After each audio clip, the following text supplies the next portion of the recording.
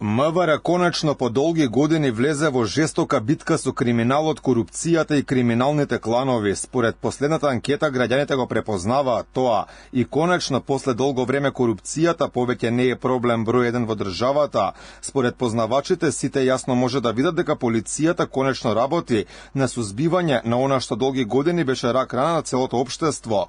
Поранешниот полициски началник Љубомир Ѓурчевски за Алфа вели дека ажурноста на МВР треба поактивно да следат јавното обвинителство и судовите. Факт е дека во оваа година Министерството за внатрешни работи како покажуваат сериозни резултати во борбата против корупцијата и против вкупниот криминал кој што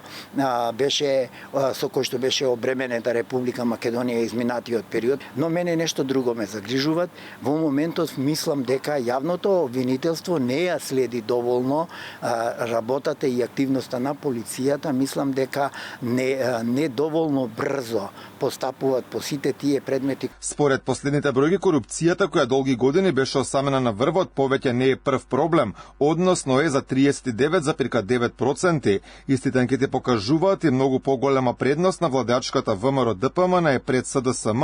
51,7% од граѓаните се изјасниле дека ќе гласаат за партијата на Мицкоски, додека само 10,9% за опозицијската предводена од Филипче. Според анкетата на Market Vision, на премиерот му веруваат 25,4%, додека на лидерот на СДСМ 3,8%. Според Ѓурчевски, овие бројки се и повеќе од очекувани, а големо влијание врз тоа има токму и борбата против криминалот и корупцијата. Одредени високо позиционирани структури во власта, во тогашната власт, ја попречувале работата на полицијата заради она силно партиско политичко влијание врз работењето на полицијата, не дека во полицијата преку ноќ се сменија професионалците.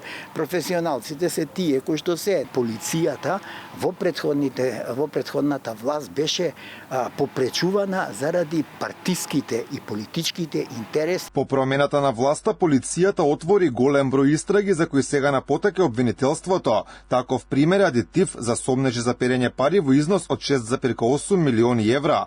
Во моментов таму се осомничени 34 лица, меѓу кои поранешните директори на ЕСМ Васко Стефанов и Васко Ковачевски, кој што е во бегство. А од минатата недела и првиот човек на антикорупцијска, Татјана Димитровска, поради оддавање службена тајна. 13 лица се осомничени во случајот за набавка на токсичен мазут, а во притвор за овој случај се сопственикот на Путско Петрол Асмир Јаховски, како и поранешниот директор на СЦ Борис Трајковски, Радко Капушевски, собственик на фирмата РКМ. Последниот период МВР влезе и во активна битка со наркоклановите, па неколку лица завршија во притвор, меѓу кои и Раде Трајковски штекли, во однос на истрагата од страна на МВР и на обвинителството во поглед на утврдувањето на одговорноста за трагедијата во Кочани. Повеќе од половина граѓани мислат дека надлежните биле на висина на задачата. 1/3 од населението не е задоволно од брзината и ефикасноста со која се спроведува истрагата.